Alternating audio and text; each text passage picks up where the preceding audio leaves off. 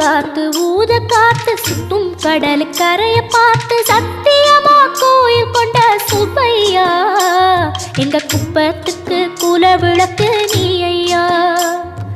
வாட காத்து வீச பார்த்து அலையை எதிர்த்து வலைய போட்டு மீன் பிடிக்கும் தொழில் நடக்குது முத்தையா. கரை மீண்டு வர காவல் உந்தன் வேலையா. திருச்செந்தூர் ஆண்டவனே வேல் முருகா தினம் உனக்கு நன்றி சொல்வோம் மால் மருகா. திருவடியில் தவம் இருப்போம் திருமுருகா.